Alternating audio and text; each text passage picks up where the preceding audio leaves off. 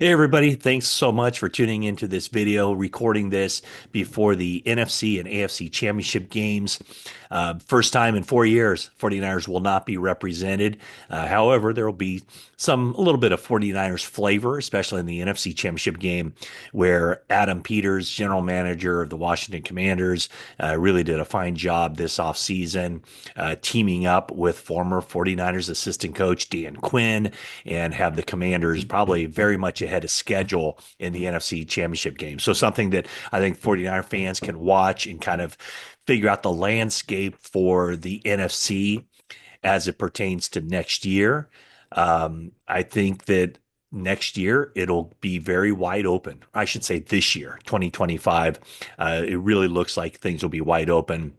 Obviously, the Lions are going to be a difficult team to beat as they were during the regular season, but then the injuries caught up with them. And I think when you look at the teams that advanced to the NFC Championship game and the teams that didn't advance, injuries obviously played a huge role. I would think, for the most part, Washington and Philadelphia made it through, not necessarily injury free, but they were probably less impacted by injuries than, some of the or many of the teams that didn't make the playoffs, and obviously some teams that did make the playoffs, such as the Detroit Lions. It just kind of seemed like they were able to withstand all of that, all the injuries, especially on defense throughout the regular season, but one and done in the playoffs. So it is time for the 49ers, obviously, to flip the page to the next season. And Kyle Shanahan started by getting the defense coordinator that he wanted, Robert Saleh. And so I know a lot of questions about, is this just a 1 year deal with Saleh as far as can they expect to lose him next offseason? Not necessarily, but, I would think that a major component of what Kyle Shanahan will be looking for and trying to develop, and also putting the onus on Robert Saleh to develop, would be to have a next person in line for that job. Just kind of a smooth transition. Who that'll be, I don't know. Nick Sorensen won't be with the staff in 2025. Brandon Staley, from what I'm hearing, won't be with the staff in 2025. But the time before, when Saleh left after 4 seasons, they had that next person in line, D'Amico Ryans. I don't know that there's a D'Amico Ryans next up.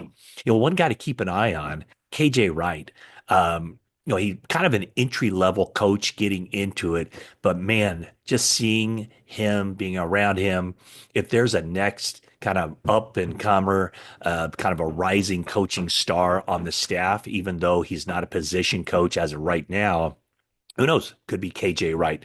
I opened up on social media some questions. If you had some questions, and let's just go to it right now. Some of the questions that were coming in. First one, let's just go in order. Let me just see if, I'm going to go in order here. What are they going to do at kicker? Bring back Moody? Well, I think Moody will be on the team in the offseason. I think he'll be on the team in training camp, but I do believe that there will be a competition. I don't see the 49ers drafting a kicker, but it's potentially they could get, not necessarily these guys, but think about last season when they needed a kicker. When Moody got hurt, they went with Matthew Wright. He turned out to be pretty good until he got hurt. And then they brought in Anders Carlson, and he was pretty good. And both of those guys ended the season with other teams. So you're looking at probably some guy a little bit on the youngish side who hasn't quite stuck with a team yet that I would expect them to have a competition for. I think they need to get somebody with a stronger leg to help out on kickoffs, although the kickoff rules will determine that. And the NFL might change that rule to penalize teams for touchbacks. Last year, a touchback put the ball at the 30-yard line, which every team was willing to do quite regularly. If they move that up to the 35, then it might put more onus on directional kicking and accuracy on kickoffs as opposed to just booming it through the back of the end zone. So, yeah, Moody will be back. Whether he sticks on the team for the 2025 regular season, that's a completely different story. So he'll have to earn that. Giants fan asks, according to PFF metrics and other metrics, Jake Brendel was among the worst centers in the league, but I'm not sure the 49ers agree. Do you think the 49ers will make it a priority to get a center in either the draft or free agency? I do think that it's going to be difficult for the 49ers to go out and sign a center, a starting offensive lineman. Man, there's just such a huge priority or, a huge premium that's paid for those guys. That's why I don't expect Aaron Banks to be back with the team this year. I think he'll get a sizable contract with another team.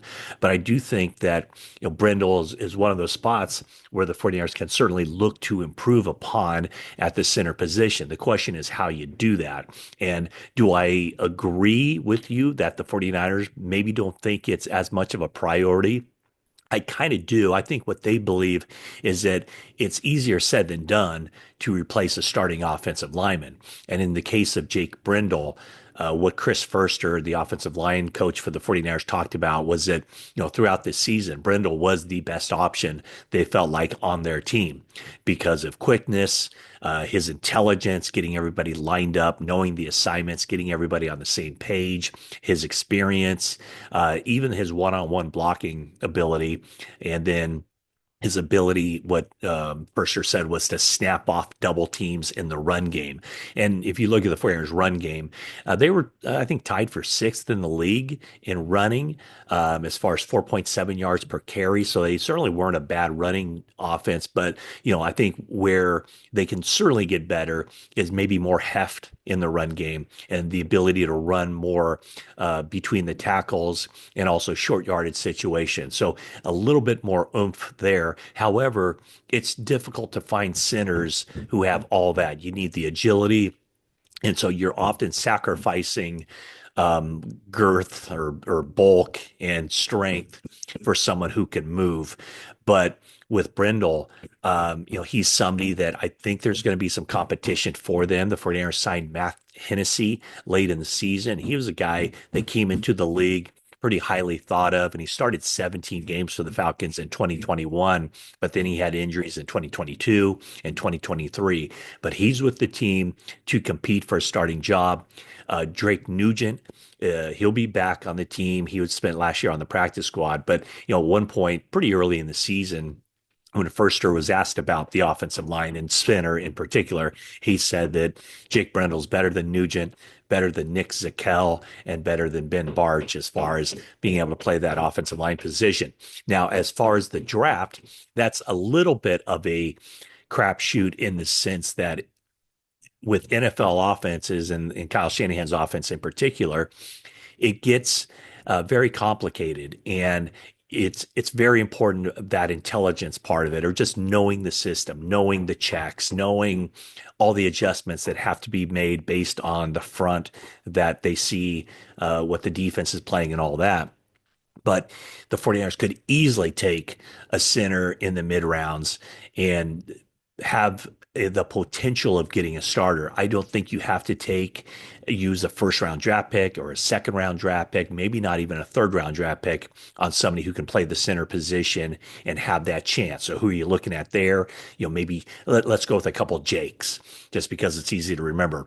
Jake Majors from Texas, Jake Slaughter from Florida, and then another easy name to remember, Logan Jones from Iowa. So those are the kinds of guys that potentially the 49ers could get with one of their fourth round picks, potentially, or somebody, a center in that spot, middle of the draft. And that could be an area where, yes, they look to improve.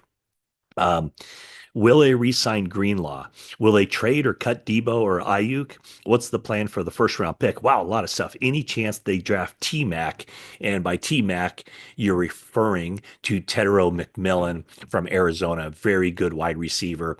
I don't think the 49ers would take a wide receiver at number 11 overall. However, I could see them taking Tyler Warren, the tight end from Penn State, at number 11 overall. So, okay, a lot to unpack there. I would say, will they re-sign Greenlaw? I still think they have a very good chance to re-sign him, and bringing Robert Saleh back is probably an arrow up in that area because Greenlaw, with the injury history, I don't know that he's going to get a multi-year contract with anybody. So I think he should be affordable, relatively speaking. And I do think the 49ers will bring him back.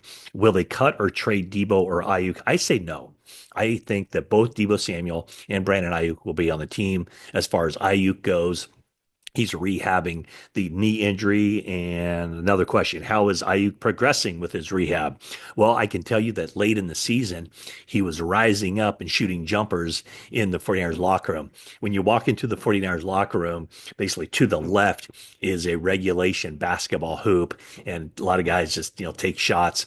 The first indication that Christian McCaffrey was okay after missing the first 8 games with his Achilles injuries was when I saw him taking jump shots, or at least, rising up and taking shots.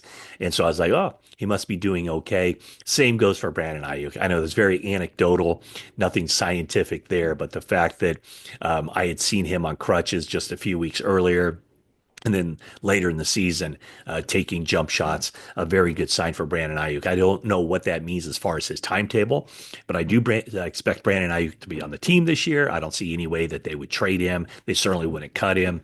And then with Debo Samuel, same thing. Not a huge cap savings by cutting him. I don't know what kind of trade market there would be for him.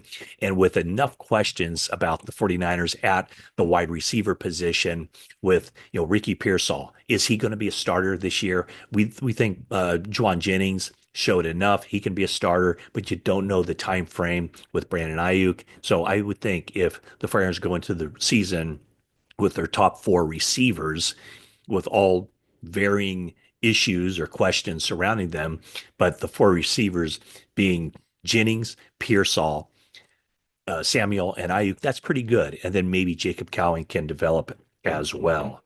Let's see here.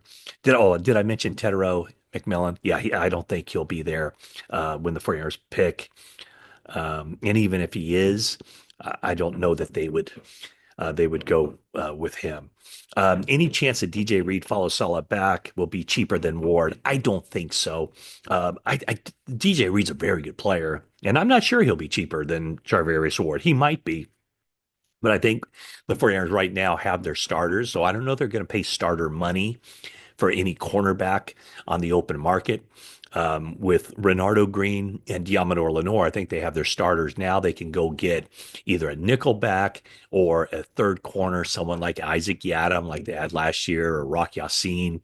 Don't know if those guys will be back, but I think they'll look to that kind of option, and maybe the draft as well. So I don't think that they're going to make a big splash or sign a top level cornerback. Here's a good question. A couple questions about Bobby Slowick, who I was surprised that the Houston Texans fired him. And I think it's kind of a good reminder for all of us that we just don't know, what's going on behind the scenes. I always say that only the people who work with the people know about the people when it comes to job performance. So, what with the Houston Texans, Bobby Slowick was a superstar in the coaching ranks in 2023. In 2024, Houston didn't perform as well offensively, and Bobby Slowick is out of a job. But when you look at the 49ers offensive coaching staff, with Kyle Shanahan being the guy who, remains the number one figure of the offense, the play caller, the play designer, with a lot of input from other people. I don't know that Bobby Slowick, I don't know if there's a spot for him on the coaching staff, because Chris Furster, the offensive line coach, is the run game coordinator. And then you have Clay Kubiak, who's been the offensive passing game specialist. And then he is still in line to be the offensive coordinator. That's basically a title. It's a non-play calling offensive coordinator. So I don't know what role Bobby Slowick would have with the 49ers. So I don't see them. I don't think it's a slam dunk that he would be back. I mean, would it shock me if he's back? No, but I don't know that there's a role for him on the coaching staff as it stands right now, because Clay Kubiak has clearly risen up the rung as far as how Kyle Shanahan perceives him and his duties and his role with the 49ers. There's another question. Someone asked about Bobby Slowick, but also Rand Carthon. Any chance, two ex 49er staffers, any chance that they both, that they come back? So I talked about Bobby Slowick, and kind of the same thing goes. Same principle applies to Rand Carthon, who the Titans fired as their general manager. 49ers replaced Rand Carthon with the dual promotions of Tariq Ahmad and also RJ Gillen. And so Ahmad had been, college scouting. RJ Gillen had been pro scouting, and now they hold the dual titles. They're both director of player personnel. It's not co-director of player personnel. It's player personnel or director of player personnel Tariq Ahmad, director of player personnel RJ Gillen. So I don't know what role Rand Carthon would serve with the 49ers. I think the Titans are still paying him for several more years because he was just 2 years in to his role as the general manager of the team. Um, Elijah Mitchell, was he at the facility throughout the season? Will he be a Niner next year? Yes, I did see him around, not a whole lot, but he rehabbed from that very serious hamstring injury he had. Will he be back with the team? I kind of doubt it. There is a chance, but obviously not on a multi-year deal.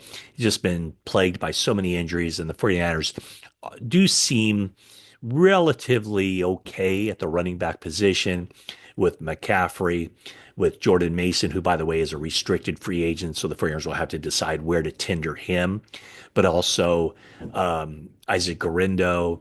And so we'll see. But I wouldn't think that they'd place a high priority on Elijah Mitchell. The 49ers have had such good success as far as being able to find running backs, not necessarily late in the draft or even as undrafted rookies. So Elijah Mitchell, very much up in the air. He is an unrestricted free agent. Um, how are the 49ers going to fix special teams? Well, the first answer should come relatively soon. I was told that after conducting interviews with a lot of special teams coordinator candidates, that Kyle Shanahan will make a decision and hire a special teams coordinator early in the week, maybe Monday or Tuesday. So, how are they going to fix special teams? The first move was firing Brian Schneider as a special teams coordinator. And, was Brian Schneider to blame for all that? No, I think that was kind of an organizational issue, but it was pretty clear with all of the mess ups on special teams, which, by the way, sometimes you kind of get focused on just the 49ers because they're the team I'm watching every week. They're obviously the only team I watch every week. But one of the things that's kind of stood out to me in watching the NFL postseason is the number and the frequency and the importance of special teams and how even these playoff teams are screwing up on special teams. But I think hiring a new special teams coordinator. It could be Brant Boyer from the Jets. I think he might be the front runner, but we'll see. Chris Tabor, who used to coach special teams with the Panthers. As we mentioned, Nick Sorensen is not in the mix for special teams. He will not be back on the staff, but I'm sure Kyle Shanahan has talked to many other special teams coordinators out there, candidates who are out there, but expect something to happen soon. And then the other part of it is finding guys, veteran guys, to help out on special teams, guys who can serve as, say, a backup cornerback, a backup linebacker. Those are two positions right there. Backup tight end who can really help on special teams and who have experience on special teams. And here's an important one: know the rules on special teams, because special teams has their own set of rules. And we saw the LA Chargers in their playoff game where the kicker didn't know the rule about, a blocked extra point, what to do there. Catch it, fall down. Don't bat it down into the hands of somebody who can return it for a 2-point conversion going the other way. So I think there's got to be an emphasis that Kyle Shanahan can place on special teams. It has to start at the front, the way you talk about special teams, the amount of practice time devoted to special teams, the hiring of a special teams coordinator and giving him carte blanche to say, I need these two guys who are on the bubble for the 53-man roster. I know they're not your second or third corner, your whatever, your backup tight end or linebacker, but they can be core special teams guys, play 20 snaps a game on special teams, and they can help you out. So that's where it's got to start. I don't think the 49ers treated special teams or gave special teams short shrift by practice time. I mean, they practice as much on special teams as I've seen them in the past under different regimes. But obviously, they need to place an emphasis on it. They need to talk about it as far as being an important part of the game. No, it's not 1/3 of the game, but as we saw, um, special teams did a lot more harm than good for the 49ers. And so that's kind of where we're at there. So we start with special teams, right? Talking about Jake Moody. We end with special teams, talking about the 49ers expected to make a hire for special teams coordinator here in the coming days. And that is it. Thank you so much for tuning in, for the questions and everything else. And that is it for now.